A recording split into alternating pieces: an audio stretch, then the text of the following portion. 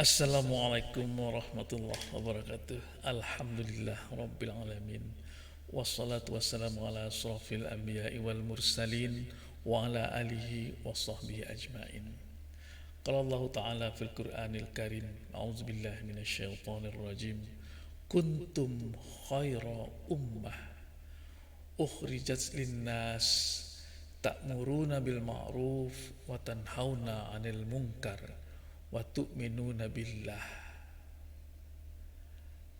Kamu adalah umat yang terbaik yang dilahirkan untuk manusia. Kenapa?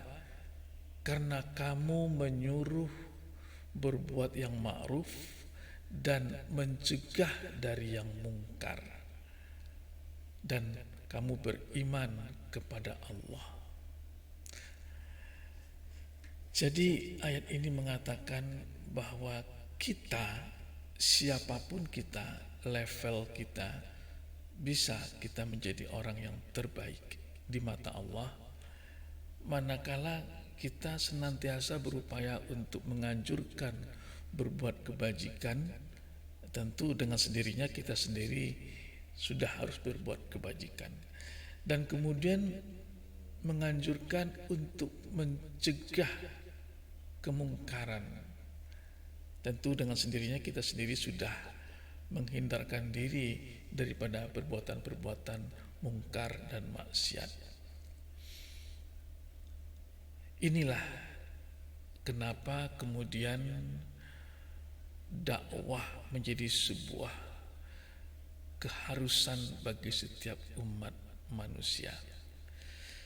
Ketika Rasulullah SAW dahulu wafat, maka yang menggantikan beliau dalam menyambung risalah itu adalah Khulafaur Rasyidin, 4 orang khalifah yang benar-benar merupakan orang nomor wahid di dunia ini, yaitu Abu Bakar, Umar, Utsman, dan Ali. Keempat-empatnya membawa kejayaan di dunia Islam waktu itu. Kemudian setelah keempatnya pun meninggal, maka tentu umat Islam kehilangan orang-orang terbaiknya. Maka kemudian muncullah pemerintahan di bawah Bani Umayyah, yang itu berlangsung sampai kira-kira 100 tahun lebih, dari tahun 661 sampai tahun 750.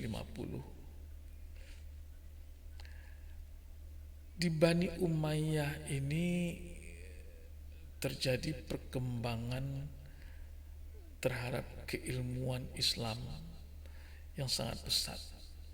Kita tahu lahirnya 4 tokoh imam mazhab, Hanafi, kemudian Maliki, Syafi'i, dan Hambali. Itu lahir pada masa-masa dinasti Bani Umayyah ini. Artinya perkembangan Islam dari sisi ilmu hadis dan fikih sangat berkembang di sini. Mereka mampu membukukan tentang ilmu-ilmu hadis. Kemudian dinasti Umayyah ini tidak lama, hanya 100 tahun kira-kira, berganti dengan dinasti Bani Abbasiyah atau dinasti Abbasiyah. Nah, ini agak lama, sampai sekitar 500 tahun mendominasi Jazirah Arab pada waktu itu. Pada masa dinasti Abbasiyah ini terjadi perkembangan ilmu pengetahuan di dunia Islam yang sangat pesat. Ilmu pengetahuan semuanya, matematika, astronomi, kedokteran, fisika, kemudian ilmu-ilmu sosial sangat berkembang. Kita mengenal Ibnu Sina, kita mengenal Al-Ghazali, kita mengenal kemudian Ibnu Rushdi, dan kita mengenal banyak sekali tokoh-tokoh.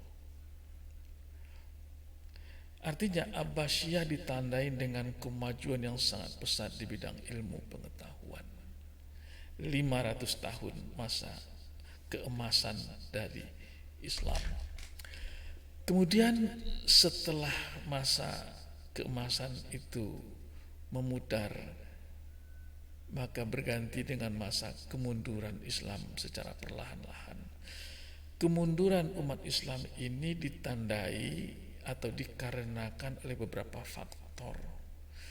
Yang pertama, adanya perang salib yang berkepanjangan, dan itu membuat tentara muslim menjadi lemah. Terjadi pembunuhan besar-besaran terhadap tentara Islam dalam perang salib ini. Itu sampai 500 tahun terjadi berkepanjangan. Kemudian timbullah kejumudan di kalangan para ulama, di kalangan para umat Islam. Mereka bersemboyan, pintu ijtihad sudah ditutup, sudah tertutup, tidak ada lagi ijtihad. Sehingga terjadilah kemandekan. Orang tidak lagi berpikir tentang bagaimana mengembangkan agama Islam. Orang tidak lagi berpikir bagaimana Islam bisa menjawab tantangan-tantangan masa kehidupan ini. Karena ijtihad sudah ditutup. Orang kemudian fanatik dengan mazhabnya sendiri. Orang fanatik dengan para imamnya. Maka kemudian terjadilah pertengkaran antar mazhab yang itu berkepanjangan dan terasa sampai saat sekarang. Kemudian faktor lain yang membuat kelemahan itu adalah krisis di bidang sosial dan pendidikan. Orang tidak begitu memperhatikan pendidikan, orang tidak begitu memperhatikan aspek sosial kemasyarakatan. Yang orang pikirkan adalah bagaimana menyelamatkan dirinya masuk surga. Itulah muncul tarikat-tarikat tasawuf yang sebagiannya itu terjadi penyimpangan-penyimpangan, walaupun sebagian yang lain tasawuf itu dijalankan secara benar. Maka dapatlah kita katakan bahwa kemunduran umat Islam itu dikarenakan oleh tidak maunya berpikir, pemahaman tentang Islam itu stagnan karena tertutupnya pintu ijtihad. Maka setelah era kegelapan itu muncul titik terang. Lahirnya beberapa tokoh-tokoh pembaharuan. Tokoh-tokoh pembaharuan ini mulai memberanikan diri untuk memikirkan tentang peranan Islam dalam kehidupan. Ada beberapa tokoh seperti Ibnu Taimiyah yang sangat hebat dan kuat dalam ilmu tauhid dan al-qidah. Jamaluddin Al-Afghani, tokoh ini mampu berpikir sehingga dianggap sebagai pemikir modernisasi Islam. Muhammad Abduh dan Said Rashid Ridha, penulis tafsir Al-Manar. Banyak sebenarnya tokoh-tokoh yang lain, tetapi 4 ini dianggap sebagai pada ranking yang teratas. Maka perlahan-lahan terbukalah khasanah pemikiran Islam yang sebelumnya tertutup. Islam mulai memperlihatkan bentuknya sebagai rahmatan lil alamin. Nah, ujung daripada cerita ini adalah ada seorang pemuda dari Indonesia yang ketika naik haji ke Mekah, di tanah suci ini dia bersentuhan dengan pemikiran-pemikiran 4 tokoh tadi. muda ini mendalami sekali pemikiran-pemikiran Muhammad Abduh, Jamaluddin Al-Afghani, kemudian dia juga mendalami tafsir Al-Manar. Dia mempelajari tafsir Al-Manar yang dikarang oleh Rashid Ridha. Siapakah pemuda yang dari Jawa ini? Dia bernama Muhammad Darwis, yang kemudian setelah menuntut ilmu di Mekah, dia kembali ke Indonesia, ke tanah Jawa.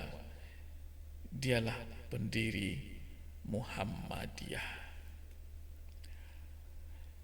Dia mendirikan organisasi besar bernama Muhammadiyah, dan namanya kemudian berubah menjadi Kiai Haji Ahmad Dahlan. Itulah sekelumit tentang Ahmad Dahlan. Organisasi yang dia kelola itu gerakan-gerakannya mengadakan perubahan pada aspek pendidikan, sosial, kemudian kemiskinan. Maka tidak heran kemudian organisasi ini berkembang dan berkembang terus, dan setelah sekarang 100 tahun lebih, 110-an tahun, organisasi ini menjadi organisasi yang terbesar di Indonesia dan merambah ke dunia internasional dengan pergerakan yang dikenal pencerahan terhadap pemahaman keislaman umat muslim. Dakwah Muhammadiyah itu memiliki ujung tombak, yaitu tajrid dan tajdid. Tajrid artinya memurnikan